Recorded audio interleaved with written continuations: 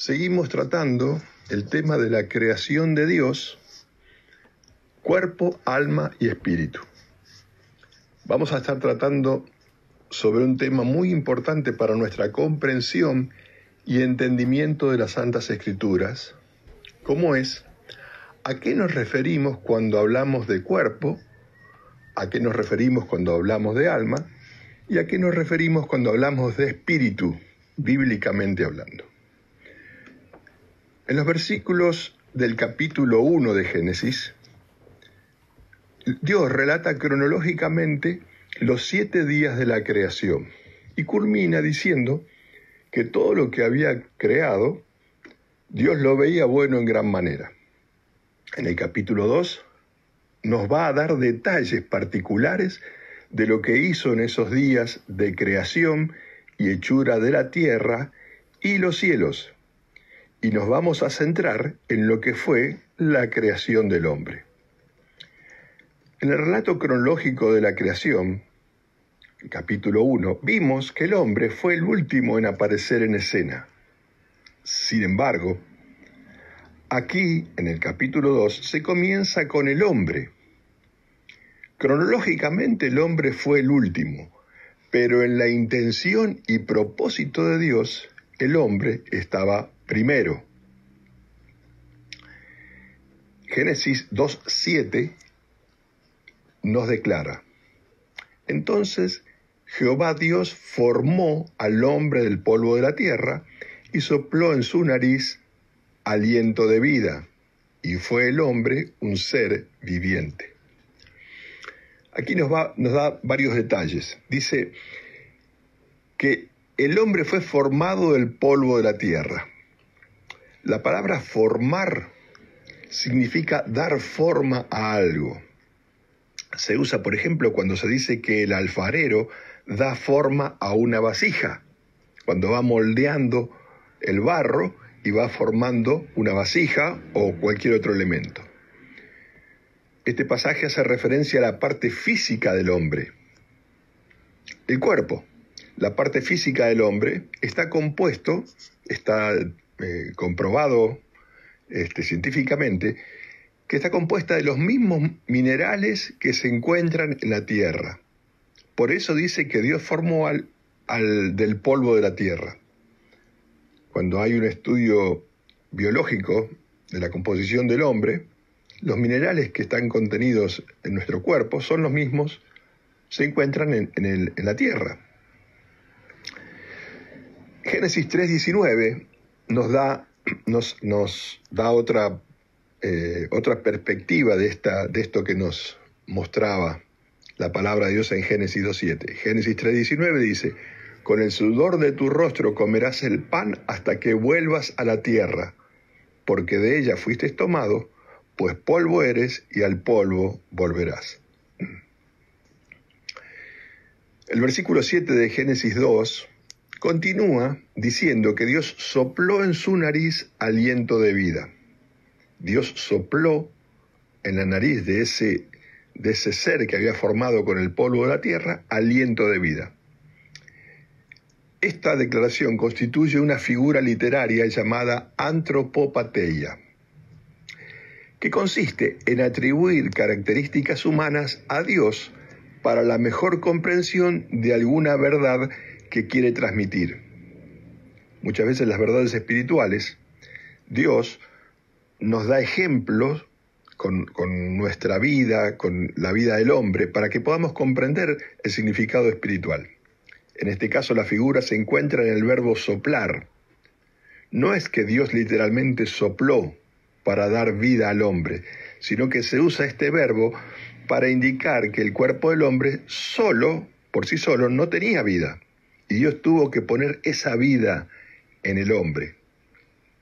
Algo característico del hombre cuando está vivo es que tiene aliento, respira.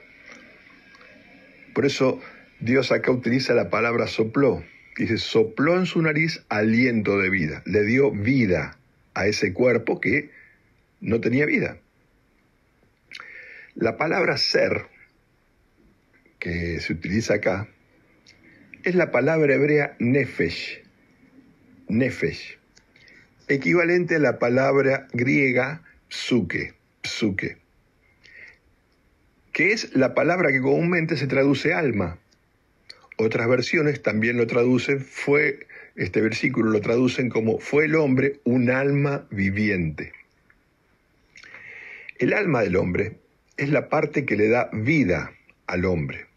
La palabra hebrea nefesh significa vida, viviente o vivo. La raíz de esta palabra significa respirar. Hace referencia a la parte de un ser, a la parte del ser que le da vida. Ciertas doctrinas filosóficas o religiones orientales han introducido el concepto de la inmortalidad del alma, enseñando que al morir solo el cuerpo muere y que el alma sigue viva o reencarna o sigue viva de algún modo. Sin embargo, el concepto bíblico de alma es totalmente diferente. De hecho, muchas veces la palabra alma se refiere a la persona misma, ¿sí? En Génesis 1, 20 y 24, vimos en un anterior tema que desarrollamos, que se menciona como seres vivientes a los animales, y son las mismas palabras hebreas que en este versículo, chai nefesh, que significa alma con vida. Esa palabra ser viviente son las palabras hebreas chai nefesh, almas con vida o almas vivientes. Esto nos muestra que no solo el hombre, sino también los animales tienen alma. La Biblia también nos dice dónde se encuentra la vida. En Levítico, en el libro de Levítico encontramos en el capítulo 17, versículo 11, nos dice, en la primera parte, porque la vida de la carne en la sangre está. La vida de la carne está en la sangre. Nos dice que la vida está en la sangre. Es por eso que muchas veces en la Biblia veremos que se usa la palabra sangre como equivalente a la vida de una persona. Y derramar sangre significa morir, matar, asesinar. Derramó sangre que produjo la muerte de algo o de alguien. Sabemos a través de los descubrimientos e investigaciones científicas, hoy lo podemos saber, que en nuestra sangre se encuentran todas las células que dan vida a nuestro ser. Entre estas células se encuentra el ADN, que contiene toda la información sobre lo que somos. El color de pelo, el color de ojos, forma física, habilidades y debilidades. Entre otras cosas que contiene. Allí en la sangre está nuestra alma, que es lo que nos da vida y nos hace ser. Entendemos que en el alma está aquello donde se producen los sentimientos, las emociones, los pensamientos. Está nuestro ser, lo que bíblicamente se conoce como el corazón del hombre, que es la parte más íntima del ser. Cuando una persona fallece, la vida se termina, o sea, la vida de alma, y luego el cuerpo, ese cuerpo que contiene los minerales del polvo de la tierra, comienza un proceso de descomposición y vuelve al polvo de la tierra. La vida de alma se transmite de generación en generación, ¿sí? Cuando Dios creó vida de alma en Adán, luego sus hijos recibieron, a través de cuando fecundó Adán en Eva, recibió la vida. Ese hijo que nació recibió la vida que le fue transmitida por sus padres. Y así se va transmitiendo de generación en generación. En la búsqueda de entendimiento sobre la creación del hombre, veremos un versículo en el libro de Isaías, Isaías 43, capítulo 43, versículo 7. Dice, todos los llamados de mi nombre, para gloria mía los he creado, los formé y los hice. Los llamados de mi nombre se refiere a seres humanos. Está hablando Dios. A ellos Dios los creó, Dios los formó y Dios los hizo. Al ser humano 3 acciones que Dios realizó para la aparición del hombre sobre la tierra. Y vamos a ver en el Génesis 2, volvemos a Génesis 2:7, donde dice, teniendo en cuenta este versículo de Isaías 43:7, Génesis 2:7 nos describe: entonces Jehová Dios formó al hombre del polvo de la tierra y sopló en su nariz aliento de vida, y fue el hombre un ser viviente. La palabra formó, que vimos en Isaías 43:7, acá dice que formó, le dio forma al cuerpo del hombre con el polvo de la tierra. ¿Estás en la iglesia? Luego está la palabra hice, y los hice, según Isaías 43:7. Lo que Dios hizo en el hombre, luego de formar el cuerpo, fue soplar aliento de vida. Lo hizo un ser viviente. Debemos destacar que el aliento de vida ya existía en todos los animales de la tierra que fueron previos a la aparición del hombre sobre la tierra. Nos queda considerar del versículo de Isaías 43:7 la palabra creado. Y para esto vamos a ver en Génesis 1:27, en el capítulo 1, en el versículo 27 de Génesis, vemos el uso de esta palabra creado. Y dice, y creó Dios al hombre a su imagen, a imagen de Dios lo creó, varón y hembra los creó. Fíjense que acá solamente utiliza la palabra creó. Dice que Dios creó al hombre a su imagen. Nos toca averiguar, en primer término, cuál es la imagen de Dios para saber qué fue lo creado en el hombre a imagen de Dios. Para ello, veremos 2 registros que nos dicen qué es Dios, cuál es la naturaleza de Dios. Vamos a ver en Juan 4:24. Vamos a ver un par de versículos para no desarrollar tantos versículos que hablan sobre el tema, pero Juan 4:24 nos dice, Dios es espíritu, y los que le adoran en espíritu y en verdad es necesario que adoren. Dios es espíritu, concretamente. Y en el Salmo 99:9, Salmos capítulo 99, versículo 9, encontramos que dice, exaltad a Jehová nuestro Dios y postraos ante su santo monte, porque Jehová nuestro Dios es santo.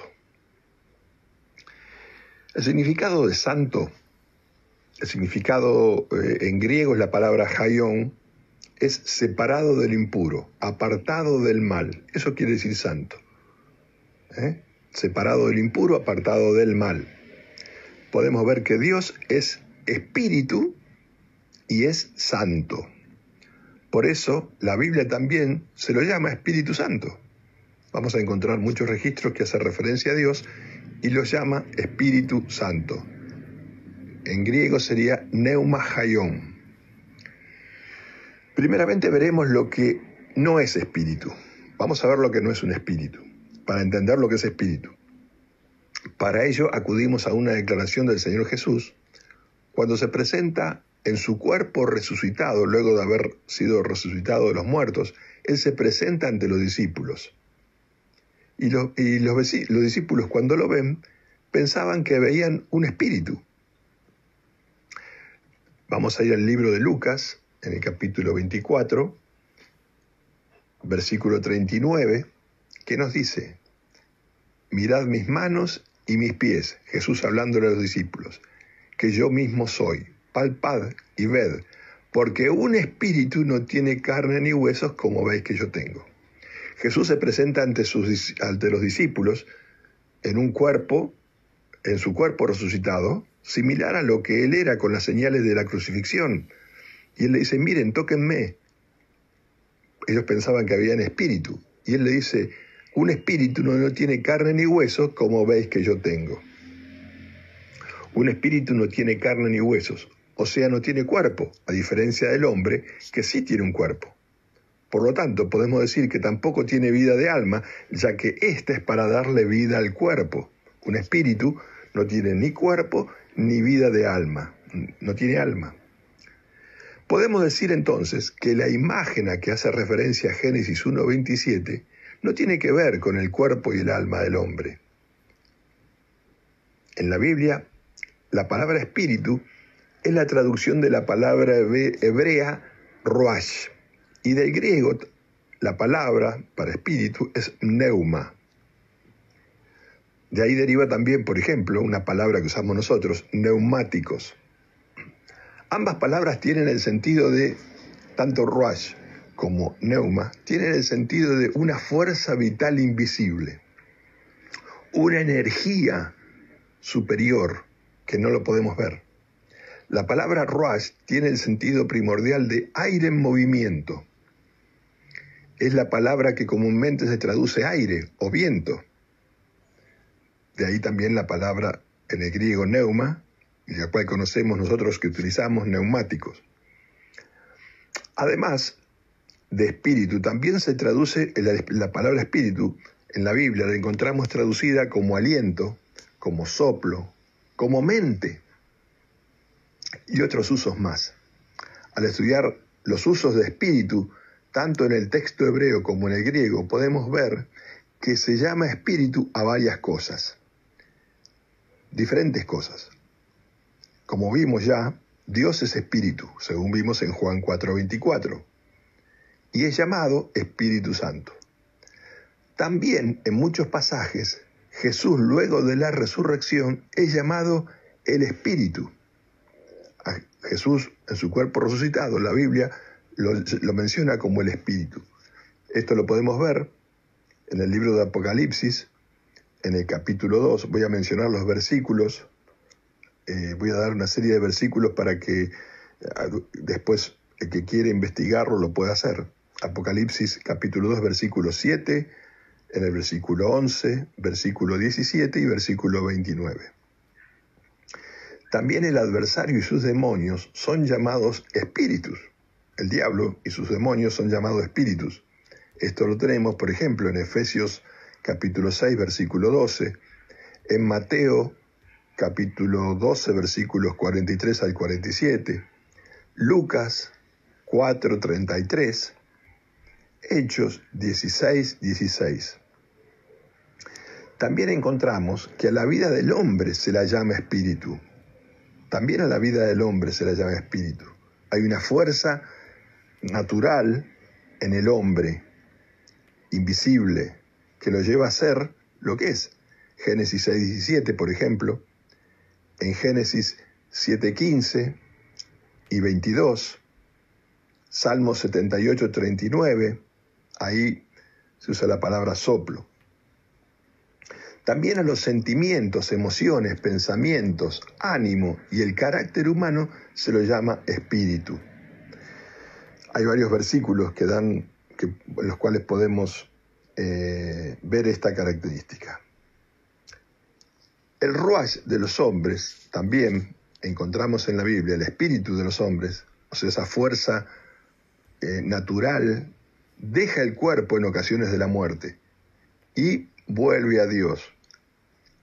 Eso lo vemos en Salmo 146:4, en Eclesiastés 12:7 y en Job 34:14.